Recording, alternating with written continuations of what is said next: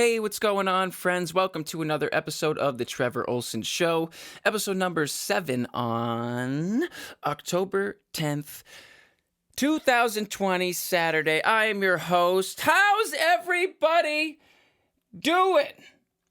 Folks, are you enjoying October? I had my pumpkin spice coffee this morning. It was so nice. I'm just getting in the fall spirit. It's autumn, and I'm just trying to enjoy myself. And I like the leaves, the oranges, the reds, golds. Like, it's so pretty. It's so fun, and there's nothing. It just spices up a little bit. Pumpkin spice. It gets me in the mood. It gets me where I want to be.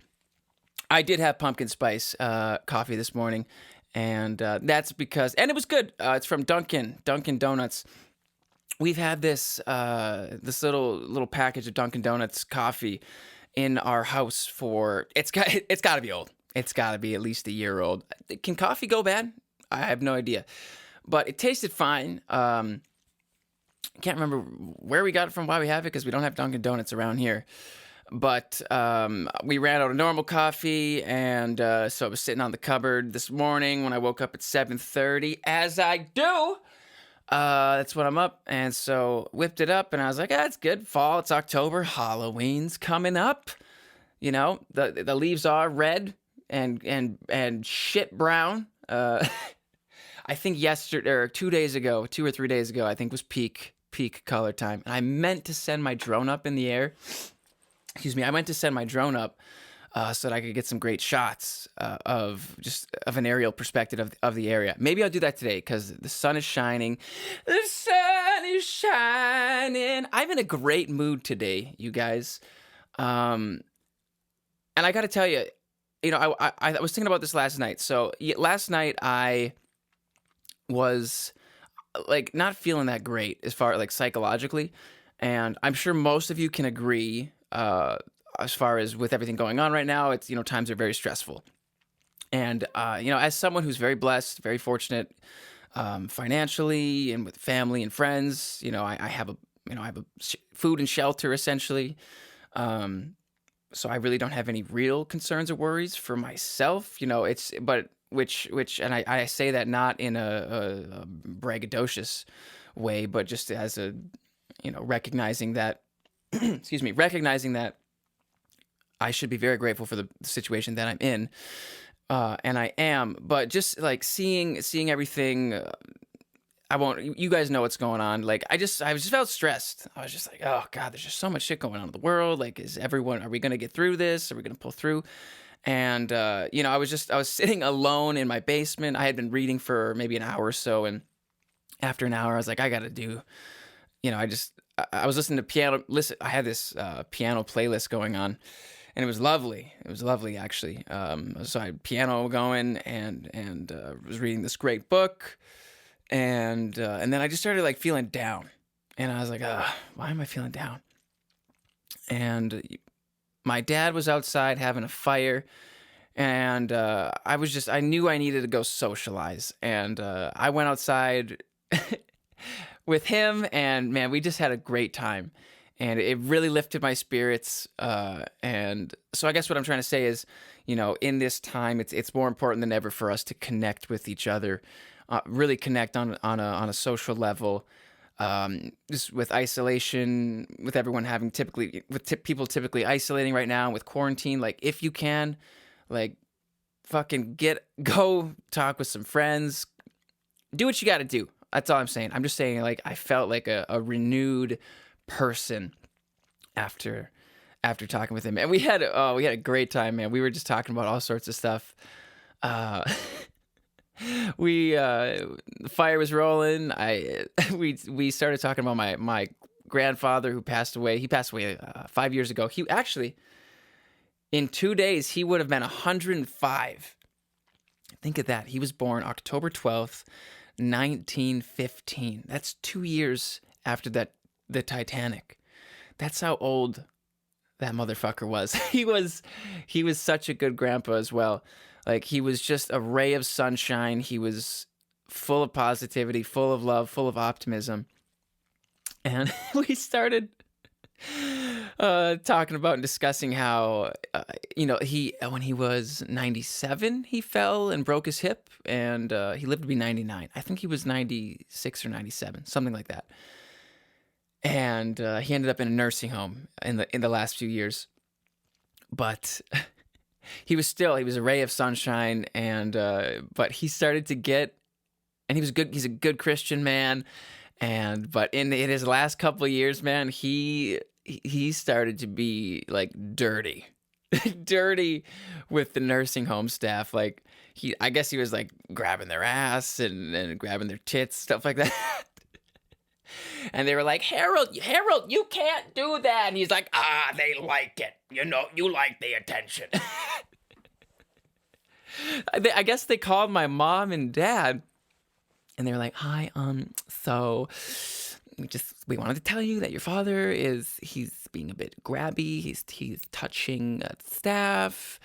And we just wanted you to be aware of that. And my dad's like, okay, well, what do you want us to do about it?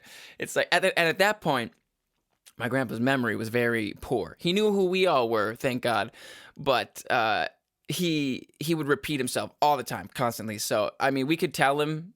Even my dad was basically like, if we tell him, he's not going to remember, obviously. So I don't know why you're bringing this up to us like we have to address him like he's a child. If you could just tell him to stop doing that. Sure, yeah, we'll tell him. Yeah, hey, Harold, quit grabbing those ass and titties. Hey, how's the fishing going, Scott? Harold, no more titties. But how's the fishing, Scott? Harold, no ass and titties. How's the fishing, Scott? It's like that was their conversation for an hour. Those were the visits. But, and then we started talking about, we were curious about how many of the people in nursing homes have sex with other people, like in the nursing home. So like, you're in room 81 and you like the fox in room 107. All right. Do you get it on? Like, what if you're, going at it and my hip? Like, does that happen? Like, then my grandpa would probably just be like, she liked it. She wanted it. She likes the attention. So we were just talking about that and I was just thinking of old memories I have with him. I have nothing but positive memories with my grandpa, Harold. He was a great man. He was an outdoorsman, an avid outdoorsman. He would be, up until his 90s, he was very in shape. I think it was up until he was 93 or 4, he was riding 8 miles a day on his stationary bike. So the guy took care of himself like a fiend. But he would always talk about how many deer he killed throughout his life, and he killed a lot. And actually, I asked him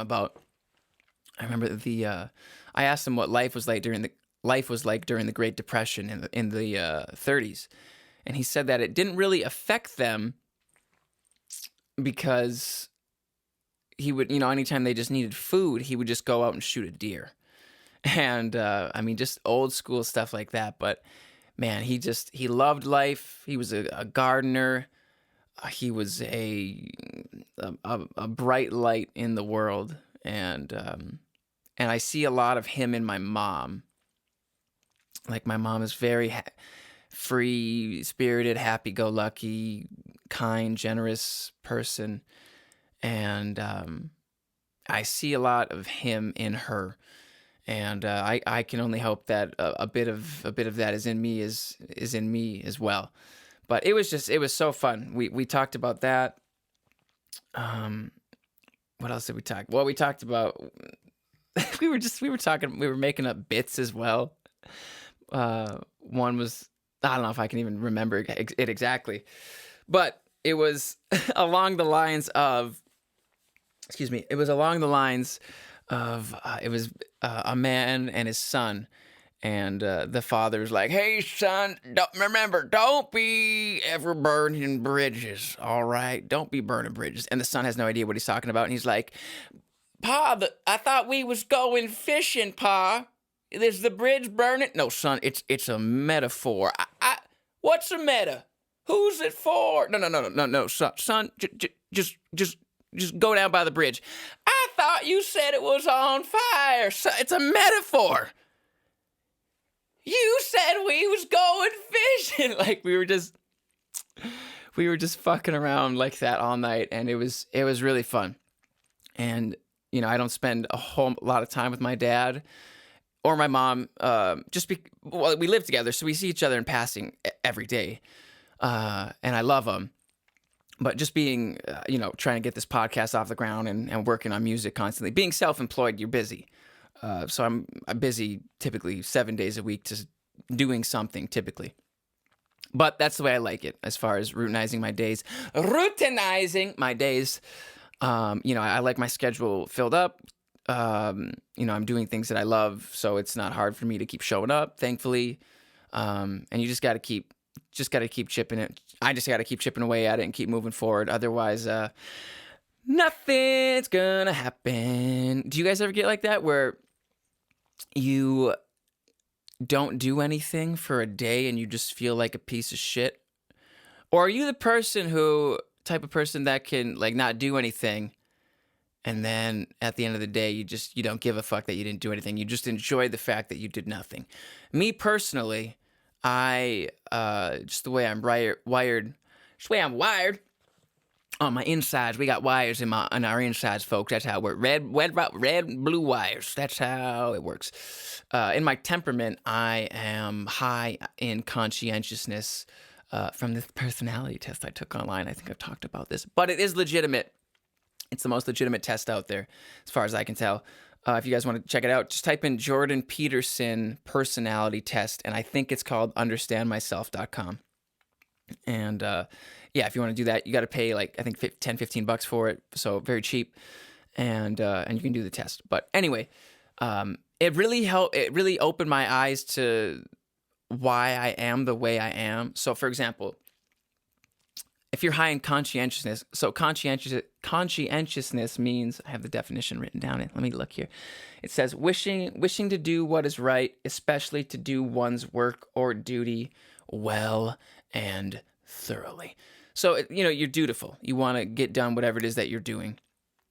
And I was like, oh, that makes sense for me. Like anything that I set out to do, I want to accomplish. I want to do it well. I want to do it as best as I can. I don't ever want to half-ass anything. And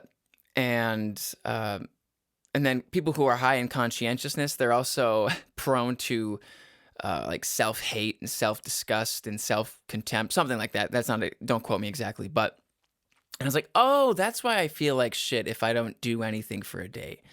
It's like, oh, you're like high in disgust, self-disgust. Like, so if I don't do anything, I immediately start, that inner voice starts critiquing myself. So as far as understanding my temperament and understanding the way I am, it's helped me sort of structure my life in a way where I rarely feel those feelings of self-disgust because my days are routinized and I do have a set structure to them where I do accomplish at least something. I'm always just trying to put one foot in front of the other regarding my career and my health and my family and friends and stuff like that. So, and, everyone has their good and bad days. And last night was, I was feeling down and just getting out and socializing.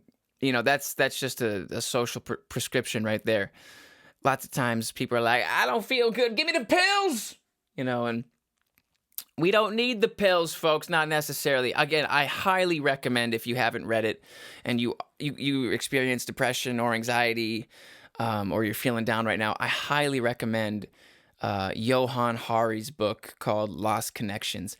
Write it down. It's so evidence-based. It's very well researched. It's so well done. I think he's based out of the UK, but just an excellent book regarding that sort of thing. So I would definitely say go check that out. And it might just help a bit for you. And then another thing I always kept in mind too was that feelings are like storms. They just kind of pass through. So it's like if you're really feeling down, just try to remember, it's like, this is going to pass.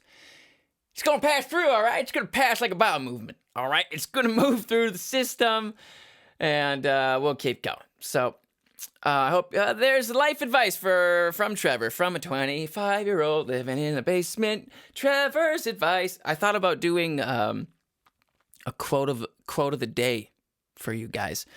I don't know if I'm going to do this every time, but we'll see. We'll see. Let's try it right now.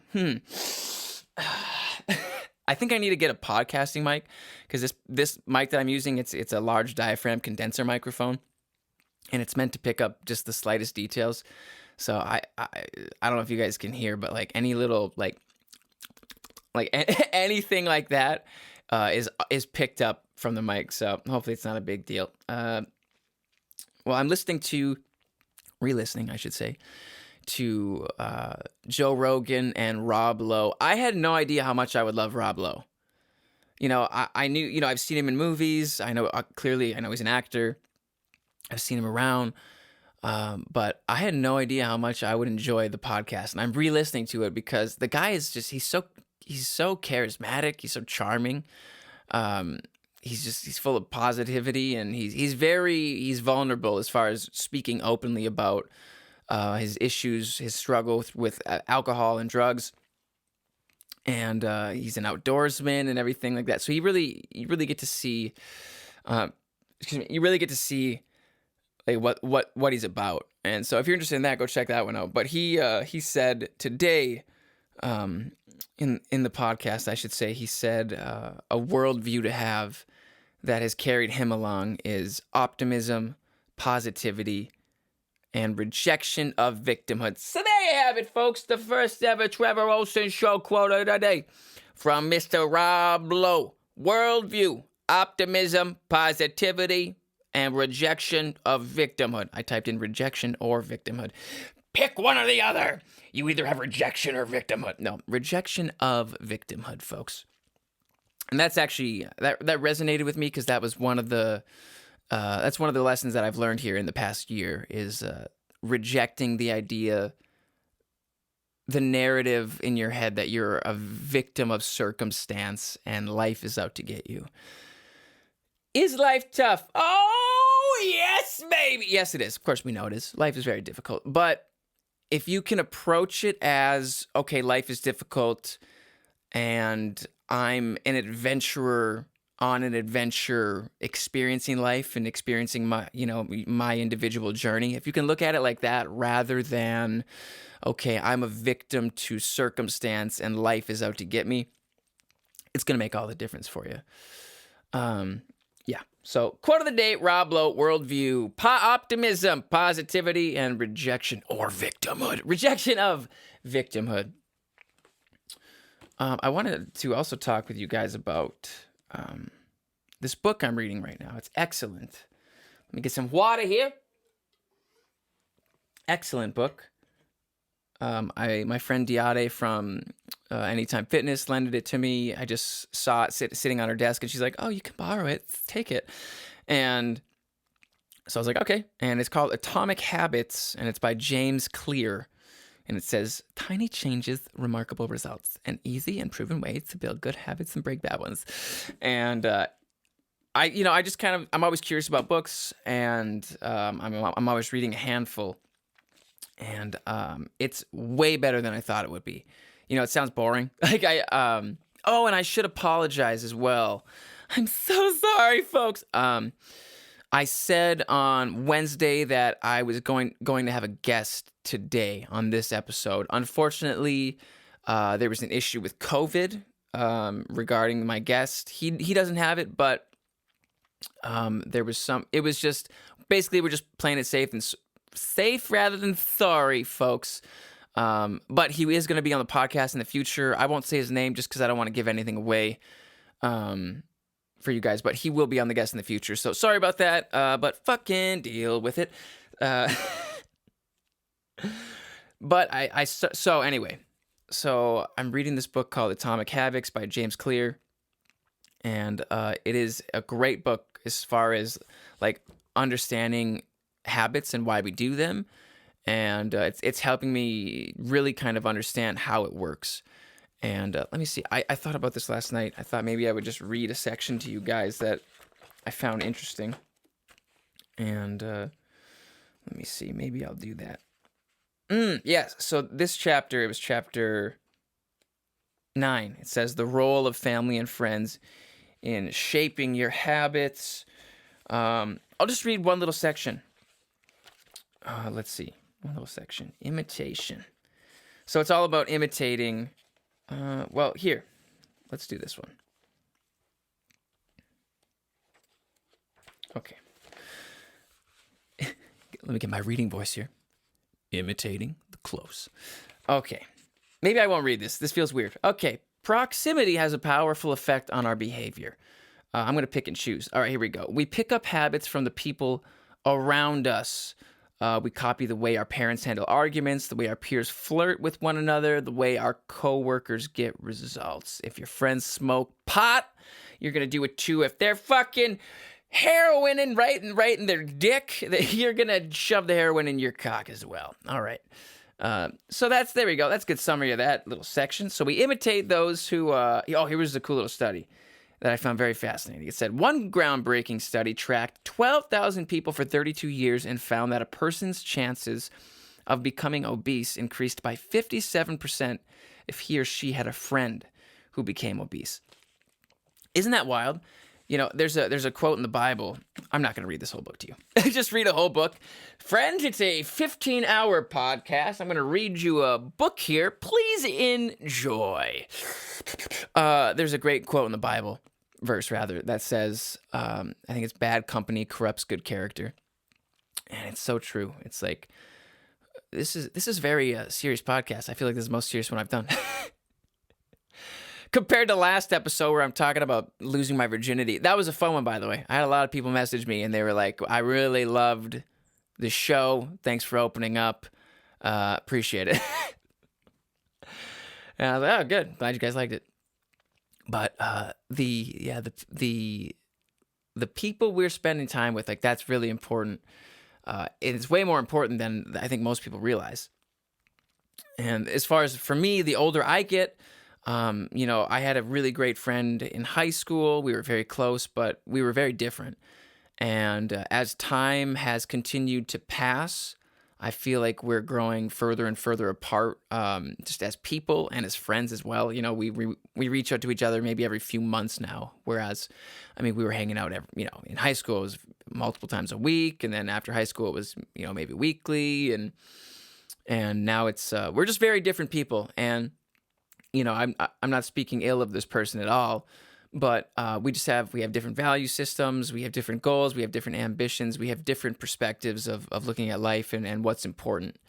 And sometimes you're gonna outgrow your friends, and sometimes you even might outgrow your family. Obviously, family's a little trickier, especially if you're living with them in the basement, like me. I stopped telling my parents pretty much everything I do creatively, because, well, for one, I told my parents, I was like, don't ever listen to this podcast. All right, I'm like, I want to be unfiltered, because that's the thing. Like that's for me at least, it's been a thing. Like, you don't really think about it. So, like, for me, I'll listen to all these, like, say, rap artists and stuff like that, and they're just talking about, all on my dick, bitch, like, all this shit. And here I am going like, oh my God, what if I was saying that? Like, what would my mother think? And I wonder if other artists think of that, like, oh, like, what are my parents going to think? And I've really just tried to move away from that mentality, because it's like, I am my own person, and I can't try to please my mom. I can't try to please my dad. The only person at the end of the day is I have to try to please myself. And so with this podcast and with music, I'm not trying to please them, nor am I trying to what's the word?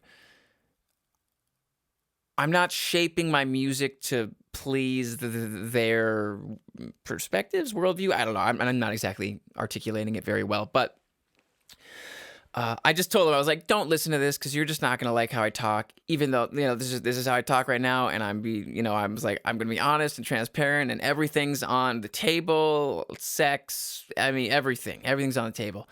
And so I was like, just mommy, don't listen. don't listen. And then I tell her, I'm like, people are really enjoying the show. She's like, you should listen. It's like, no, I forbid you to listen to this show. But it's, yeah. So I'm just like, I'm moving away from kind of giving a shit about what they think as far as like creatively. Obviously, I love them and they love me. Hopefully, I hope they love me. And so, it is what it is. And, I'm an adult now. For me, I guess I still feel almost like a child.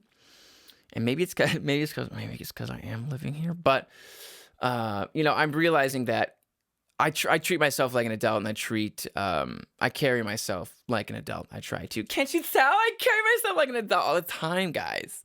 I'm so serious. I don't never abdicate my responsibilities. I'm good financially. I always talk very serious. I take myself very seriously. I never do silly voices or anything like that. I'm very serious. A little water here. So I reached out to the people on Patreon who are supporting the show, and I wanted to see what they had to say as far as like ideas to speak about, because I want to constantly be implementing new ideas into the show. I don't know why I didn't really make much new ideas. I'm implementing new ideas to keep the show interesting, like the quote of the day. Came up with that, optimism, positivity, and rejection or victimhood. Pick and choose. But they came up. Oh yes. So they came up with a lot of great topics, because half the time I'm kind of curious. I'm like, what am I going to fucking talk about today? And I like it. I do, because it's very, like, there's no script. There's no, even today I was like, maybe I'll talk about the book. And I was like, well, I don't necessarily want to know what I'm speaking about. You know what I mean? So but they came up with some great ideas. I did want to cover this little story here I found very interesting. So this woman I am in touch with through Instagram, who was a fellow listener of the show, she reached out to me, and she just kind of opened up to me about her experience as an exotic dancer. That's called vocal fry, by the way. It's a vocal exercise that's very good for restoring your vocal cords. You're welcome. So if you lose your voice, that's a thing you can do. You can go, just go do that and have some tea and honey, and you'll feel great, sweetheart. So I wanted to read you guys this because I asked her if I could discuss it. She said, sure, sweetheart. And so she was telling me about her experience as an exotic dancer, and I said, what did you love about it exactly? Because she told me she loved it. And I want to read you guys what she said. She said, I loved meeting new people, traveled to clubs a few times, loved the conversations and just getting to know and understand why some people come to the strip club. The money I made was good, and I felt like I could be myself, fun, flirty, sexy, and mysterious. Okay. Yeah, so I figured there was part of that, because everyone wants to feel sexy. That was as far as from an observer and just taking an educated guess, I was like, well, she probably enjoys feeling sexy. Because if I was up on stage with my cock out, slapping people in the face with it,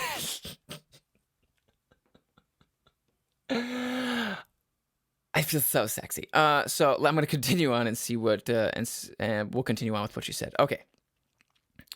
There's a lot of misconceptions about strip clubs. Most dancers just assume guys are coming in to get the rocks off. That's right, honey. I'm here to come. And she said, that's not true. Too many girls don't listen to their customers. Some guys were just wanting to relax after work.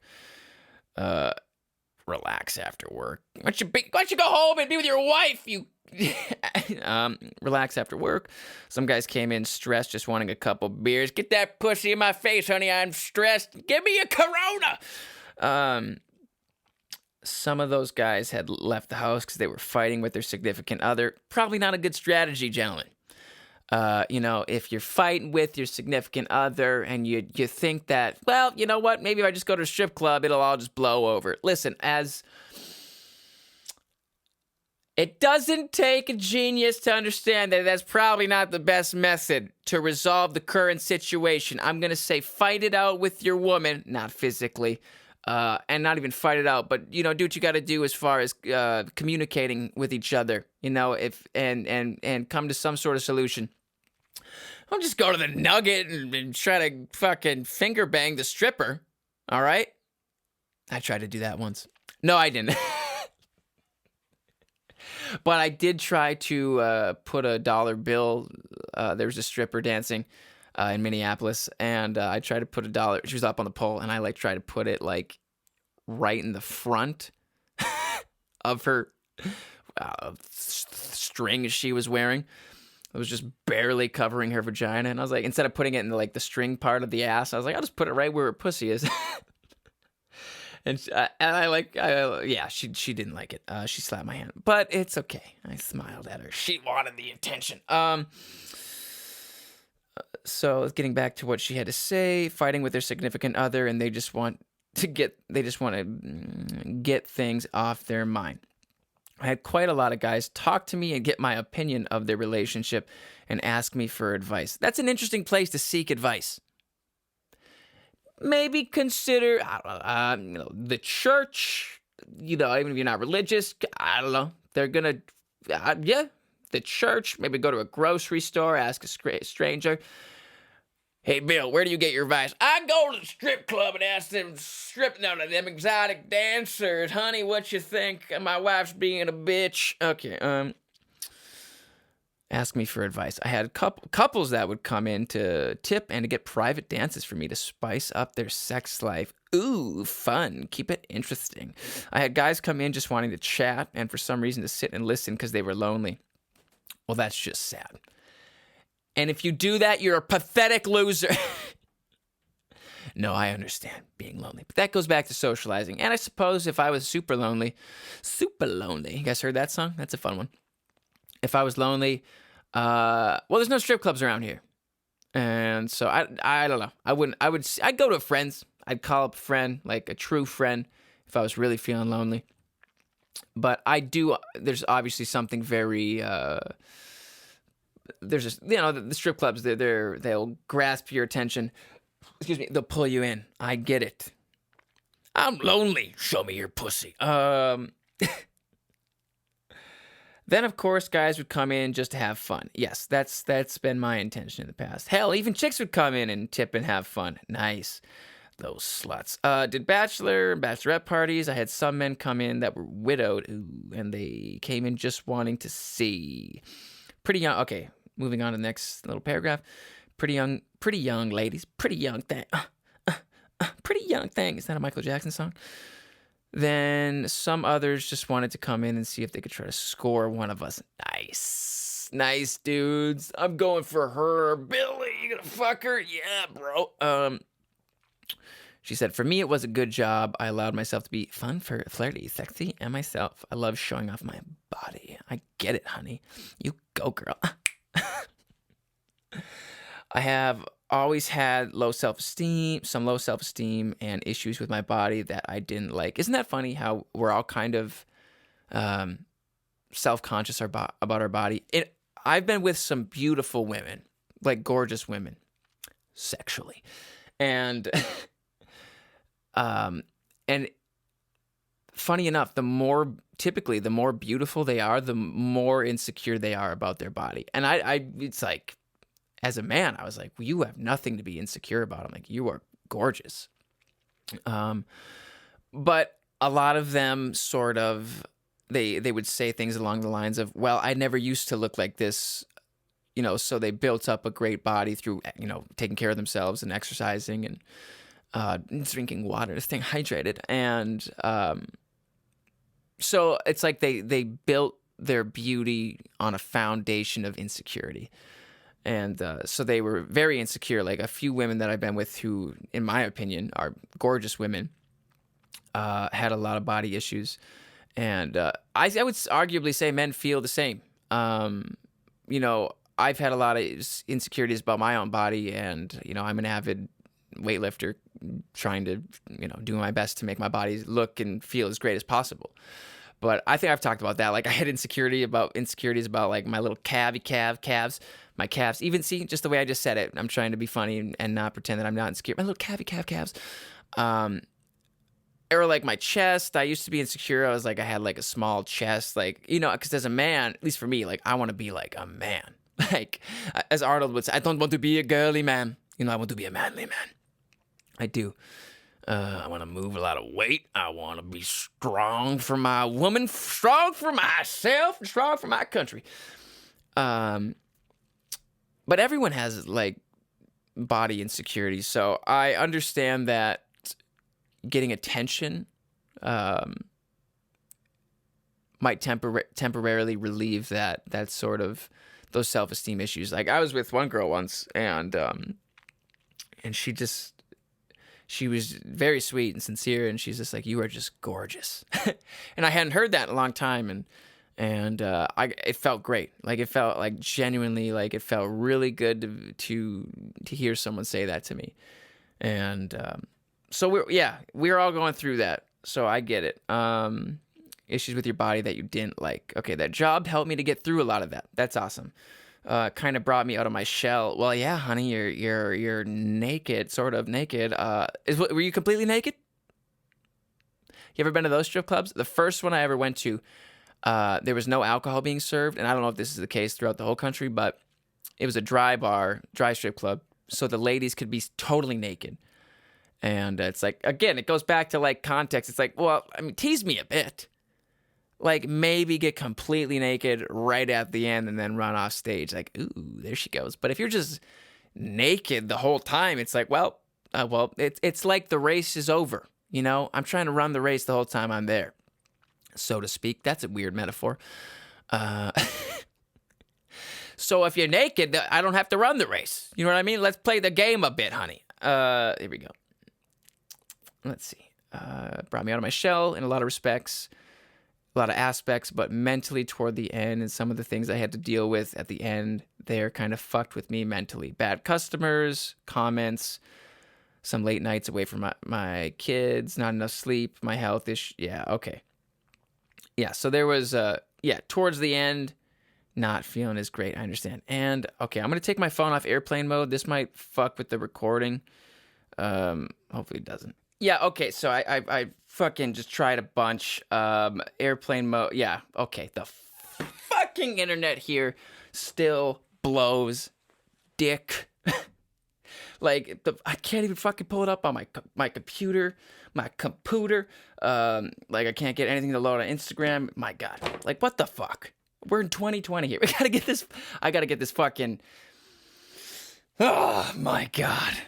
This legitimately makes me angry. Okay, we're 40 minutes into the show, folks. I want to don't worry. I just want to what am I saying? If you want to reach out to the Trevor Ohlsen Show, please do. I'd love to hear from you. My email, the show's email is thetrevorolsenshow@gmail.com. I'd love to hear from you. Last episode I said please reach out with your top 5 awkward sex moments. None of you did, so go fuck yourself. No, really. Please do reach out to the show at thetrevorolsenshow@gmail.com. I said something along the lines of send me your top 5 awkward sex moments. I'd love to hear from you, as again, I would love to do this segment of reads involving listeners, comments, questions, concerns, and nudes. I would love nudes from you and your comments and questions. Also, if you'd like to support the show, head over to patreon.com/Trevor Ohlsen. And you can support the show at your choice of $5 or $10 monthly. You will gain exclusive Patreon access to the weekly bonus Patreon episodes coming out every Sunday, folks. Exclusive to Patreon supporters. I'm very, very excited for the Trevor Ohlsen Show Patreon challenge starting this Monday. I truly am. I'm like giddy about it, you guys. I just received a message from the last person. We have exactly 20 people signed up. I want to thank everyone who signed up for the challenge. I can't wait to see how everyone does. I can't wait to just to interact with everyone. I'm excited because the show is going to gain support, so I can keep going, folks. I can keep going. And I just really want to thank all you guys. I love you guys. I really hope you guys have been enjoying the show. I'm going to continue to try my hardest to give you guys a great show. You know, I've received some really sweet messages from you guys. Like, it just makes my heart warm up. Makes my heart warm up. Feels like I got heartburn. You guys are giving me heartburn. Give me my Tums. I have heartburn every night, by the way. Like I think I've talked about this, but it's like as soon as I turned like 24, it was like the heartburn train rolled in. Grab this one. We got a new passenger. Trevor, welcome on board. You're gonna want your assorted fruited Tums coming at you. You're gonna want the strong ones for at 1,000. What's it called? Ultra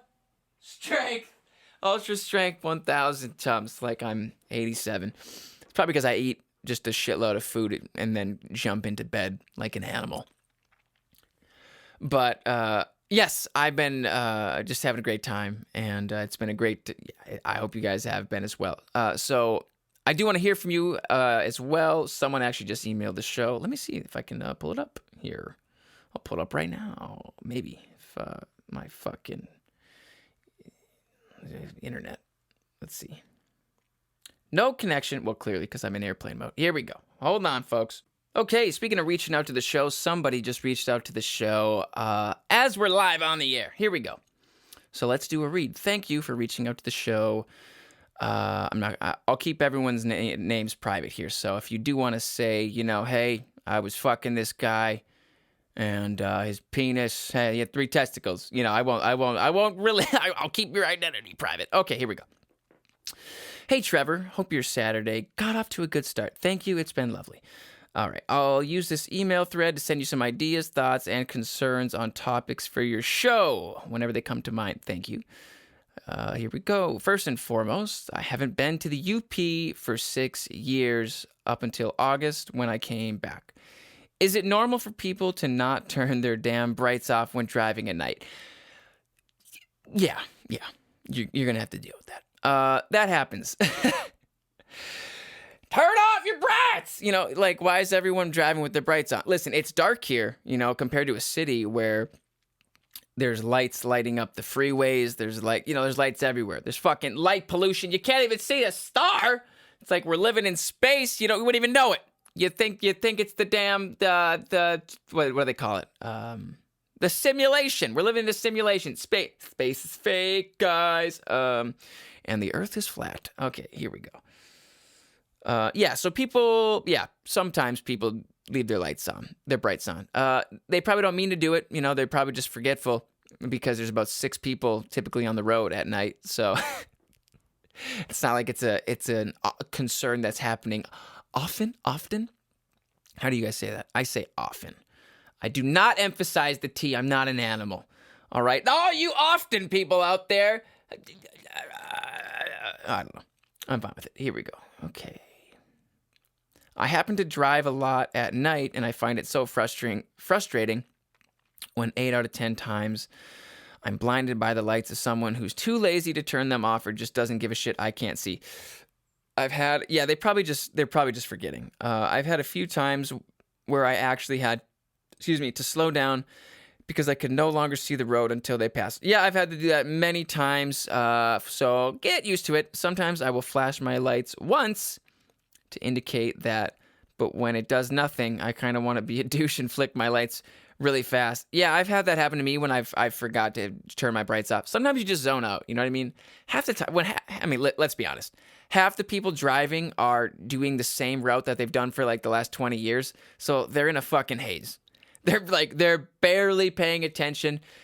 Listen, there's 2,000-pound balls of squares of steel, well, aluminum and plastic as well, rolling down every highway and every road. It's a miracle that more people aren't getting killed because no one's paying attention. Everyone's fucking up in their head. Everyone's done the route. I like to say when you travel to a new place, you're thrust into reality because everything you're experiencing is new. You know, when you're doing your same routine like I do every day, like when I'm on my way to the gym, if I go to Walmart, see all the psychos in there. People of Walmart. I haven't really actually seen any chaotic things happen in Walmart. But like when you go to a new state, even a new road in your area that you've never been on, it's like you're thrust into the moment, into reality, and it's like you kind of snap out of it because you're no longer on autopilot. You have to be a bit more focused. So these people are probably just on autopilot, fucking not paying attention, trying to get famous on TikTok while they're driving. Look at me. Oh my God, I'm so funny. Pay attention to me. Give me attention. Let me get back here. I want to be a douche? Flick my lights really fast. Yep, I said I had that happen to me. I have not actually ever done that, but I think of it along with a bunch of other horrible things I'd like to do to them, like fucking murder their children. Wow. No, I added that part. Here we go. God forbid I did that and a person goes into an epileptic episode or something. Imagine you're cruising down the road. Some person is accidentally brighting you. You start just flicking your lights like a psycho.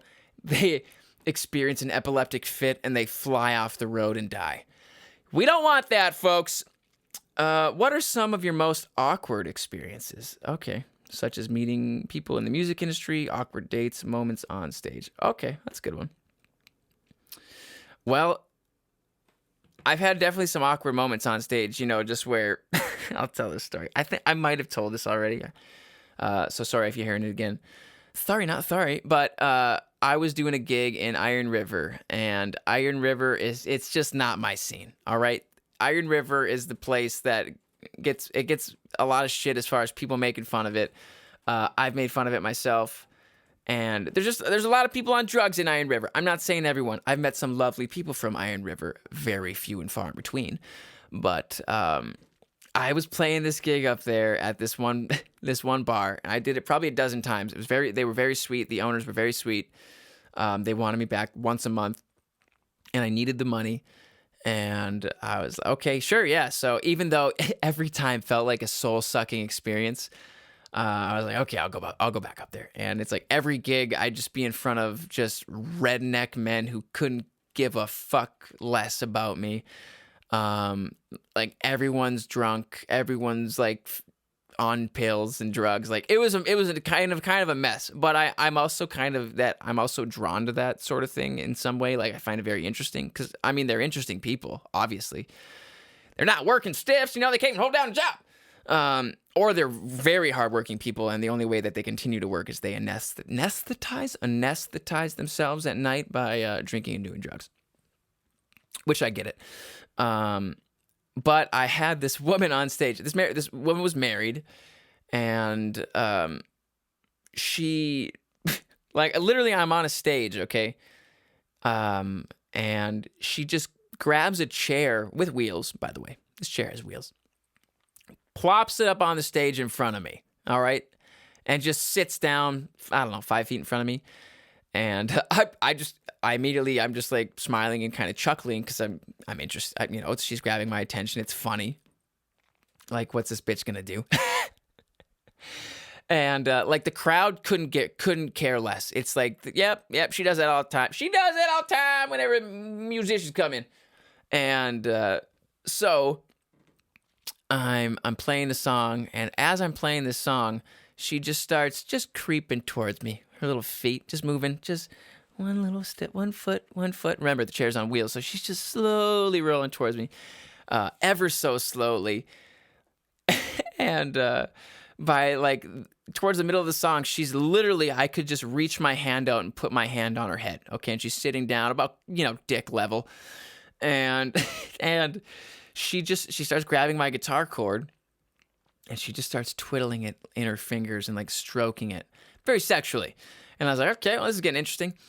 And I'm just, again, I'm trying to play the shit. I'm trying to play the song, trying to stay focused, because I have a tendency when people do stupid, funny shit, I laugh, even if I'm on stage, middle of a song. And so it's hard for me to stay focused when people are doing crazy shit.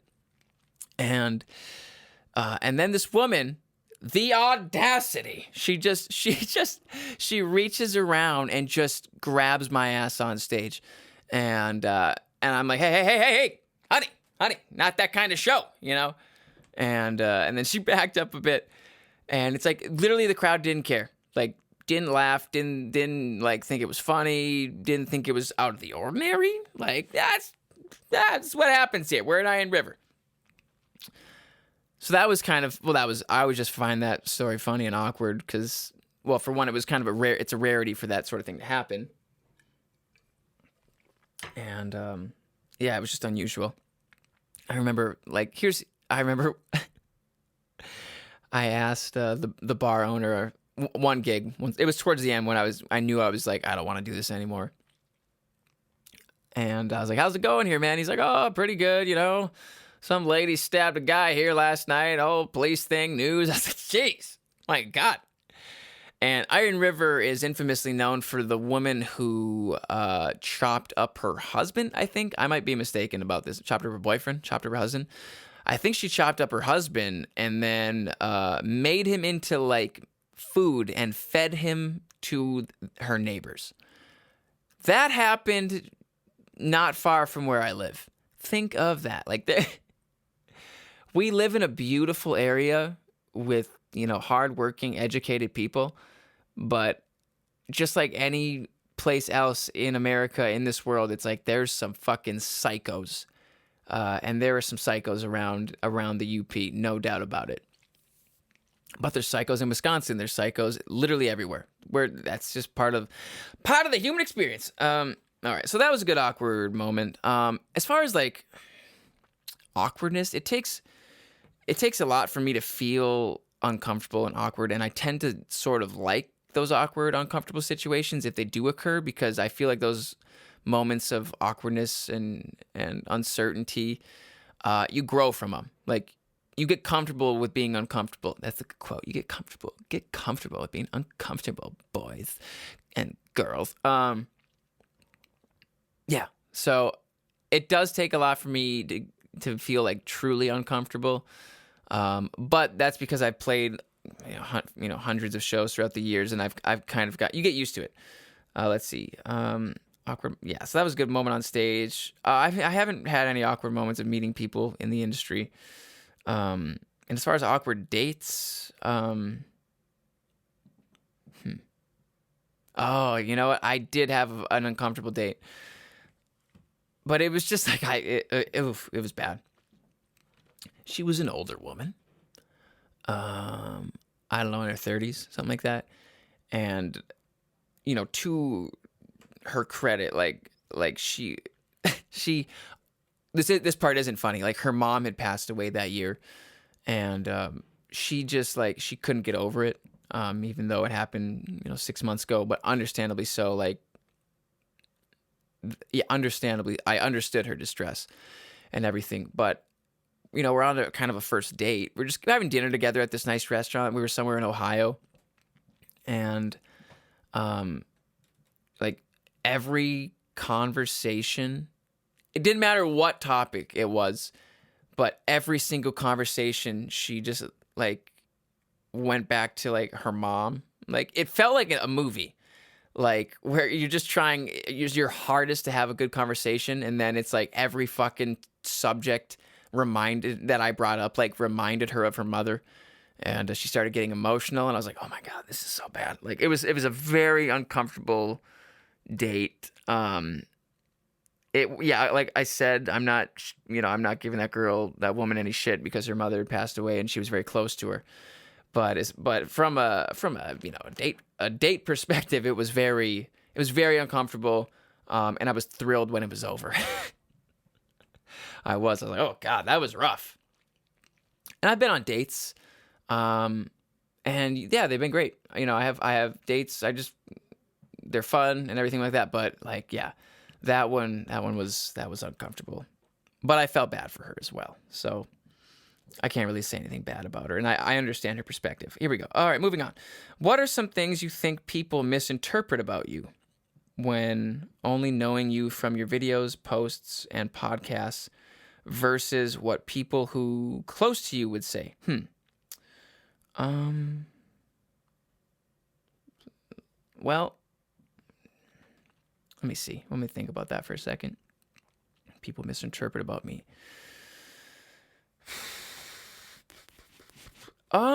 You know, obviously, I've been posting videos for a long time, and I've been, as a creative person, I've been really trying to find my place, like how I want to portray myself. And I've come to the conclusion that I just want to be myself. I want to be as transparent with you guys as possible. I want to be as authentic as possible. I want to be as honest as possible. And if that means people don't like me or don't like what I think or what I say or a joke I make up on the spot that I don't mean, then that's okay.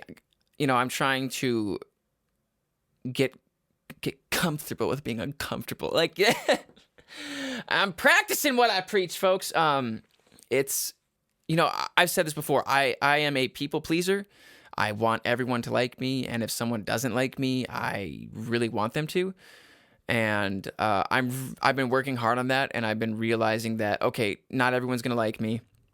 That's okay. I don't need everybody to like me. Not everyone can be pleased, so I'm not gonna be able to please everyone.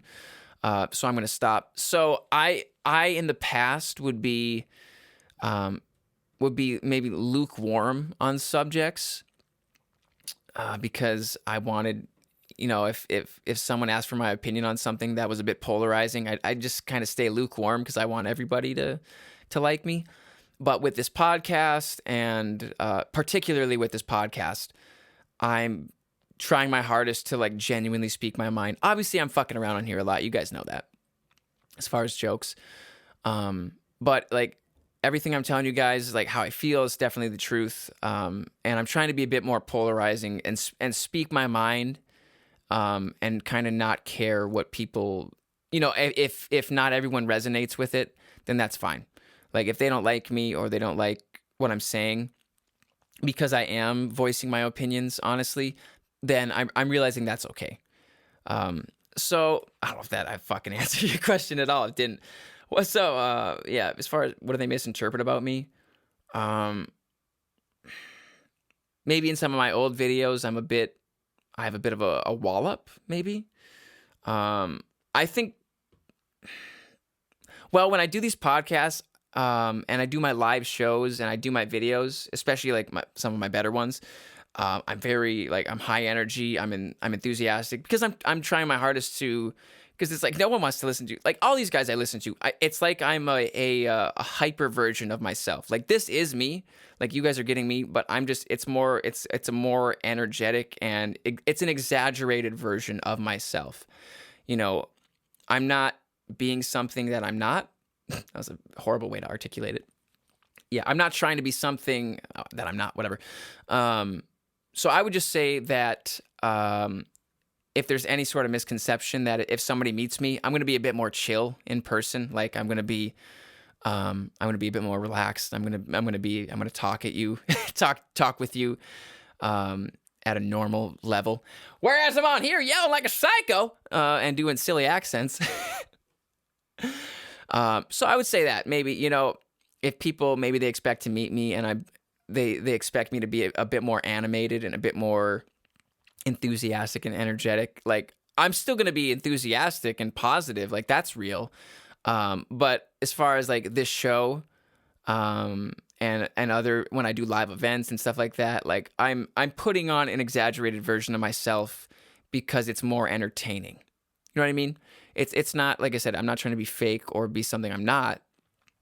There we go. Said that one, articulated that one a bit better. But yeah, so maybe that's sort of a misconception. But I try my hardest in everything I do to just like really be sincere and to be myself, because it's like, especially nowadays, you guys know it. It's like people are not dumb. People can detect when people are full of shit, and people can tell when you're a fraud, when you're trying to be something you're not. That's like a radar that goes off in people's lizard's brain. You know what I mean? It's like people know when you're being full of shit. So yeah, I'm just trying my hardest to be honest, to be a bit polarizing, to speak my opinions, and to give y'all a great fucking show. Speaking of which, we are at the end of the hour, folks. I want to thank you for listening. I hope you enjoyed the show as much as I did hosting it. Please reach out to the Trevor Ohlsen Show at thetrevorolsenshow@gmail.com. I'd love to hear from you, your questions, your comments, your concerns, your nudes. I'd love to hear your concerns and see your nudes from you. If you'd like to support the show, head over to patreon.com/Trevor Ohlsen so you will gain, so you can head over to patreon.com/Trevor Ohlsen to gain exclusive access to the weekly bonus Patreon episodes coming up every Sunday, exclusive to people supporting the show, keeping it going, sustaining future episodes, helping me move out of my mama's basement. I love you guys. I hope you have a fantastic rest of your week. Bonus Patreon episode number 4 is out tomorrow on Sunday. I wanted to say one other thing. What was it? I was just going to say, too, if you head over to TrevorOhlsen.com as well, and you'll see everything there as far as merch and as far as like links to Patreon. If you can't fucking figure out how to get there, the other way, through the internets, through the Googles. I love you guys. Have a fantastic rest of your week. I hope you're all healthy and well. Keep taking care of yourself mentally, physically, spiritually. Enjoy the rest of your day, folks, and we will see you, if not on Sunday, we'll see you Wednesday.